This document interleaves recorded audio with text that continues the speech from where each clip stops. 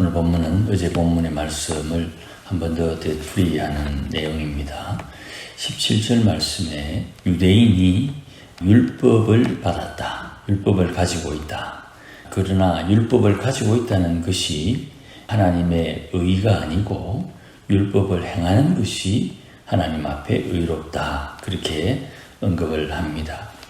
유대인들은 율법이 있으니까 율법을 가지고 하나님을 자랑하고 또 율법을 가지고 있어서 하나님의 뜻을 알 수 있다고 이야기를 하고, 그렇게 해서 이방인들에 대해서, 비유대인들에 대해서 19절 말씀에 맹인들의 인도자요, 어둠에 있는 자의 빛이요, 율법에 있는 지식과 진리의 모범, 본을 가진 자로서 어리석은 자의 교사요, 어린아이의 선생이라고 이야기를 합니다. 요 19절과 20절을 다시 뒤집으면 유대인들은 인도자요, 빛이요, 모범이고 교사고 선생인데, 거꾸로 비유대인, 이방인들은 맹인이요, 어둠에 있는 자요, 율법을 모르는 사람이요, 어리석은 사람이요, 어린아이다. 이렇게 표현할 수가 있지요. 이 두 관계에 차별을 두는 것입니다. 기독교는, 우리가 믿는 신앙은 너와 내가 다르지 않습니다. 알아도 얼마나 더 알겠습니까?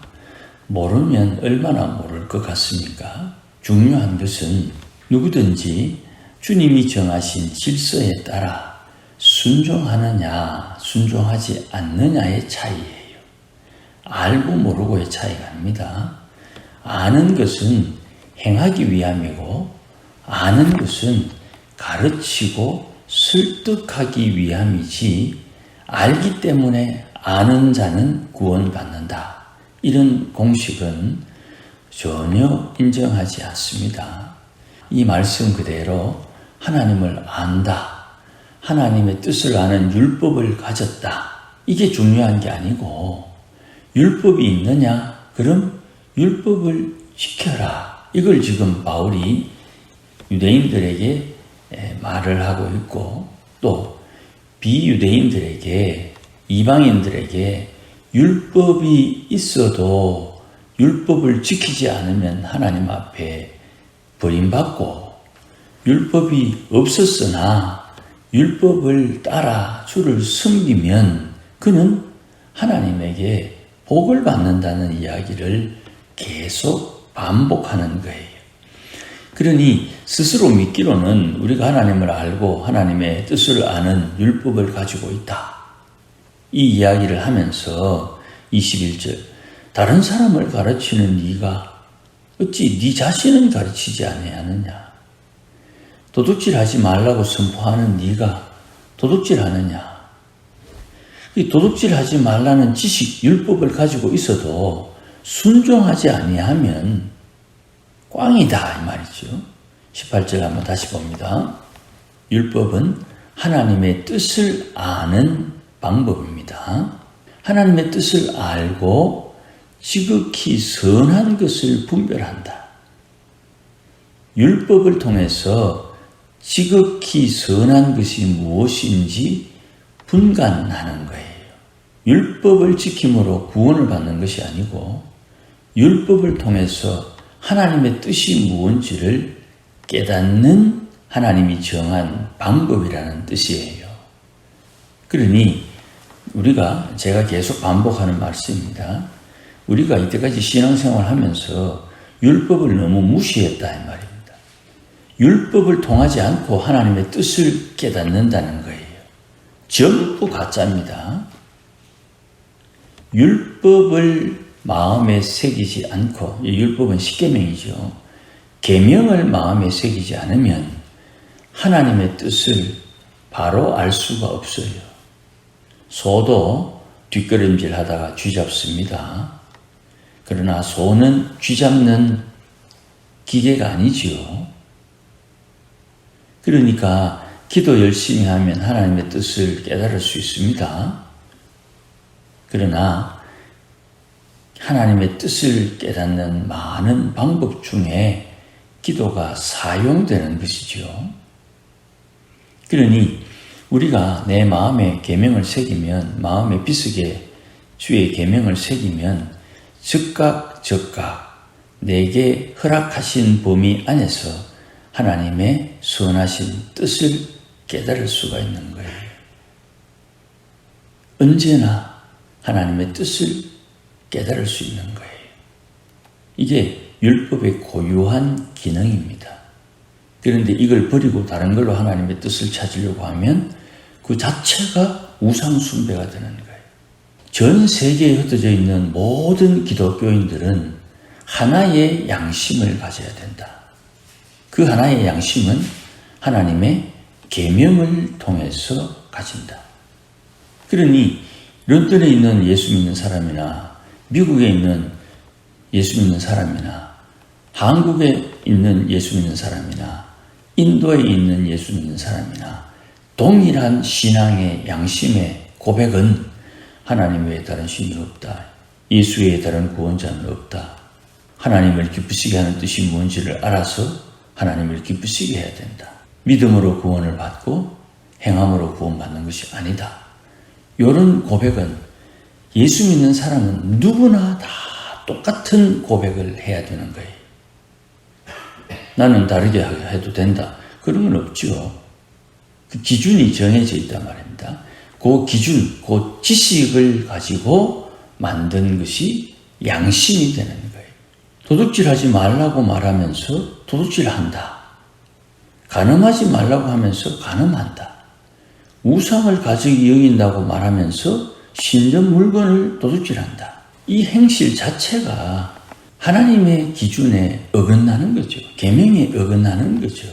24절 말씀, 하나님의 이름이 너희 때문에 이방인 중에서 모독을 받는다 그랬는데 이 본문의 말씀은 이사야 52장에 나오는 말씀입니다. 왜 하나님의 이름이 모독을 받습니까?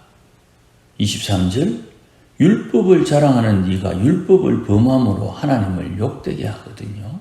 다시 말합니다. 율법을 가지고 있는데 율법을 마음에 안 새긴다 이 말이에요. 하나님의 이름이 거룩히 여김을 받아야 되지요. 왜 그렇습니까? 이 계명에 하나님 이름 거룩하다고 말씀하셨으니까 거룩하게 인정받으려면 계명을 따라 살아야 되는데 계명을 따라 살지 않으니까 하나님 이름 거룩히 여김을 못 받고 그러면 하나님의 나라가 안 이루어진다. 주기도문에 주의 이름이 거룩히 여김 받고 하나님의 나라가 임하고 하나님의 뜻이 하늘에서 이룬 것처럼 이 땅에 이루어지는 그 절차에 하자가 생긴다. 그 하나님의 이름을 거룩히 여겨야 된다 하니까 내가 하나님의 이름을 거룩히 여기느냐 아니냐를 판단하는 모세의 자리에 내가 떡 앉아 있어요. 그래가지고 김 집사 하나님의 뜻을 안 한다. 이 집사 하나님의 뜻을 왜 안 하노? 이 집사에게 향한 하나님의 뜻과 김 집사에 향한 하나님의 뜻이 달라요.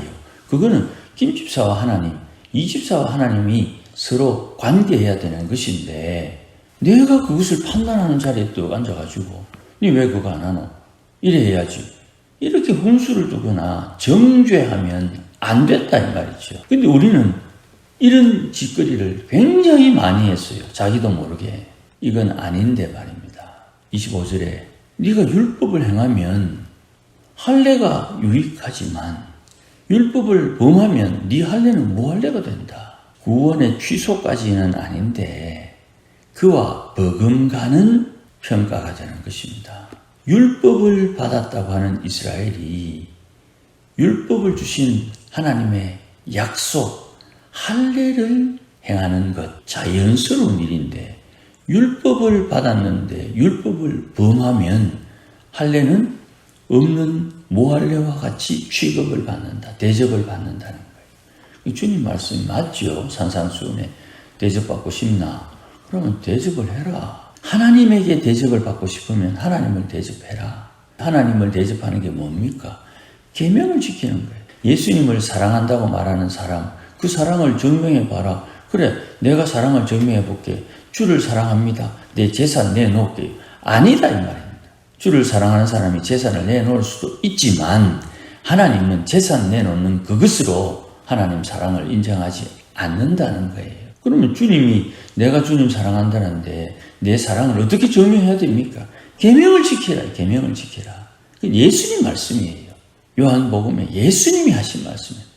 나를 사랑하는 자는 내 계명을 지키라. 주님이 원하는 것, 그것을 알기 위해서 율법을 주셨는데 율법을 받았는데 주의 뜻을 행하지 않는 이 부자연스러움이 뭐냐 이 말입니다. 앞부분에도 이 부분에 대해서 한번 언급을 했습니다. 어제 본문 말씀에 14절 15절이네요. 율법이 없는 이방인이 본성을 따라 율법을 행할 때에 이 사람은 율법이 없어도 자기에게 이것이 율법이다. 하나님의 자기는 모르지만 하나님의 율법을 행하고 있으니까 이게 율법이다. 이런 사람에게는 그 양심이 마음에 새겨진 그 율법이 기준이 된다. 그런데 율법을 받았다고 하면서도 율법을 행하지 않는 사람, 유대인이죠.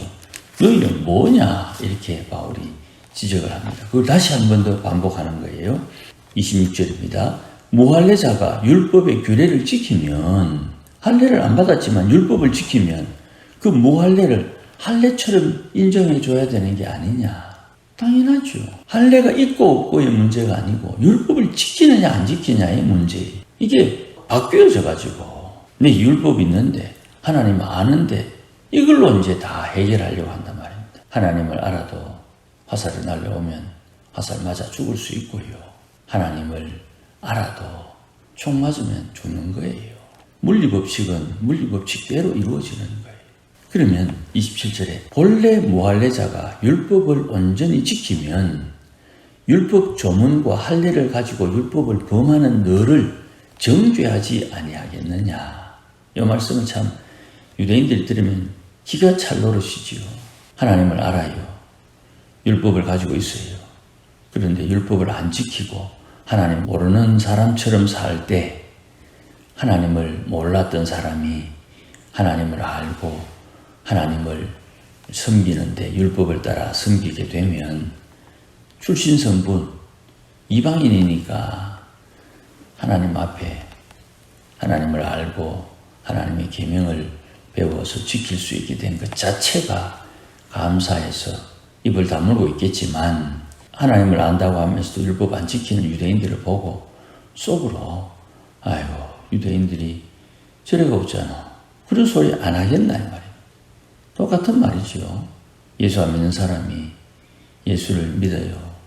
처음 예수 믿을 때 모르니까 이런 것 저런 것 코치 받으면서 지도 받으면서 예수를 믿다가 이제 예수 믿고 이 정도 이것이 예수 믿는구나를 알고 이제 주위를 돌아보니까 집사님인데 권사님인데 장로님인데 목사님인데 하나님을 사랑하는 그 아름다움이 없을 때 당연히 그런 말이 안 나오겠습니까?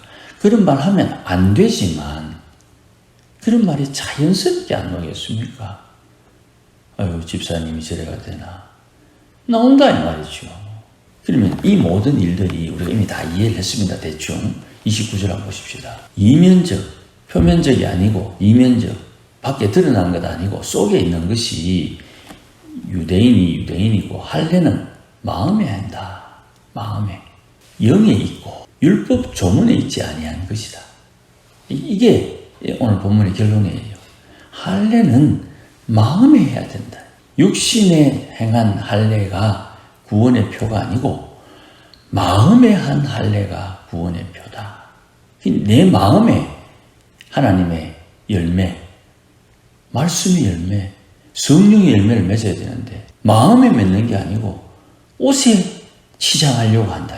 하나님 감사합니다 하면서 돌아서 가지고 마음에 열매를 맺어야 되는데 저기 신앙인이가 이런 소리를 하게 되면 이게 앞뒤가 안 맞다 이거죠. 세상 사람도 이게 틀려먹었다는 걸 아는데 신앙 가지고 있는 사람이 이거 틀려먹었다는 걸 몰라요. 모르는 게 아니고 알려고 안 하는 거죠. 인정 안 하는 거죠. 내 인생의 주인이 누구냐? 교회의 주인이 누구냐? 하나님의 교회를 어떻게 섬겨야 되느냐? 성도가 성도를 어떻게 대해야 되느냐? 이거를 마음의 할례를 통해서 내 영의 일로 인정하고 순종해야 되는 거예요. 내 인생 내 마음대로 떵떵거리며 살 수 있어요. 자식에게 나타나는 거예요. 자식에게. 영의 문제예요. 마음의 문제다 이 말이에요. 그리고 죄 됩니까? 답은 하나예요. 정해진 답, 회개. 지나간 때는 족하다. 그게 보통 은혜가 아니에요. 알면 알수록 엄청난 하나님의 사랑이에요. 그걸 깨달아야 된다 이 말이죠. 깨달아야 된다 이 말이죠. 하나님의 교회가 하나님의 뜻을 이루면서 이 땅에 존재하는 것이고 그 뜻이 온전히 이루어지느냐를 알기 위해서 예배가 필요한 거예요. 교회는 이 땅에 존재하는 이유가 예배드리는 곳, 예배드리는 성도들이 각자 자기의 삶의 터전에서 하나님의 뜻을 행하는 것. 이것이 교회가 이 땅에 존재하는 이유예요. 그 뜻이 교제가 될 수 있고 그 뜻이 전도가 될 수 있고 그 뜻이 선교가 될 수 있고 그 뜻이 찬양이 될 수도 있는 거예요. 그래서 교회는 주일 학생들을 통해서 복음을 가르치고 대외적으로 사회 봉사를 하기도 하고 또 찬양을 통해서 교회 음악이 풍성해지면 성도들의 마음이 부드러워집니다. 이런 아름다운 일들이 자연스럽게 일어나는 거예요. 그것이 교회의 역할이지요. 그러니까 그런 교회는 마음에 관심이 있는 교회. 행동이 아닙니다. 그렇다고 행동을 영 무시하는 건 아니죠. 사람은 살아있으면 행동을 하니까. 마음을 통해서 행동이 나오는데 이것이 영에 있다. 영적인 문제다. 영적인 것으로 이해한다. 이 말입니다. 칭찬을 받는데 29절입니다. 칭찬이 사람에게서가 아니라 하나님에게서 나온다. 하나님에게 인정을 받느냐 이게 중요한 거예요. 이거 모른다고 앞서 있는 사람들이 하나님의 뜻을 이렇다 저렇다 함부로 말하면 안 되는 거예요. 안다고 되는 것이 아니고 행해야 되는 것이고 행할 수 있는 기회를 주는 것이 힘이 없어서 져주기 때문에 그런 게 아니에요. 나는 내 일을 해야 되고 너는 너의 일을 해야 되는 거예요. 나는 내가 할 것을 해야 되고 너는 너가 해야 할 것을 하는 거예요. 그 대립과 불편함 속에 하나님의 뜻이 자연스럽게 이루어지는 거예요. 그런 거로 우리가 하나님의 뜻을 알고자 하는 사람이라면 율법을 마음에 새길 것이요 계명을 마음에 새길 것이요 하나님의 뜻을 행하고자 한다면 하나님께서 기뻐하는 뜻 그것을 알기 위해 주께서 말씀하신 대로 주의 멍에를 메고 온유와 겸손함을 배워야 되는 것입니다. 그리고 아는 만큼 주신 은혜만큼 주어진 직분의 기회만큼 우리가 하나님을 사랑하며 섬기는 것입니다. 아무쪼록 하나님을 사랑하는 우리가 되어야 되고 주의 사랑 안에 깨달음이 풍성해서 하나님을 기쁘시게 하는 여기에 우리의 마음을 쏟아야 되는 것입니다. 잘하고 못하고는 문제가 아닙니다. 각자의 자리에서 주를 사랑하는 고백이 신앙의 모습으로 믿음의 모습으로 드러나야 되는 것입니다. 이 은혜가 함께하기를 주의 이름으로 축복합니다. 기도하십시다. 주님 고맙습니다. 부족하고 연약해서 늘 주 앞에 어리석다고 책망받는 우리입니다. 그럼에도 불구하고 이 책망이 주님께서 다시 우리에게 주시는 기회임을 깨닫게 하여 주시고 새로 다시 주를 사랑할 수 있는 은혜를 받았으니 하나님의 말씀을 따라 주의 성령의 인도함을 따라 우리의 마음에 우리의 영이 하나님의 기쁨이 되고 열매를 맺을 수 있도록 은총을 덧입혀 주시고 이 신비한 주의 사랑의 방법을 잘 깨달아 이 땅에 사는 동안 주님 약속하신 것 하늘 상급 잘 준비할 수 있도록 역사하여 주시옵소서. 예수님 이름으로 기도하옵나이다. 아멘.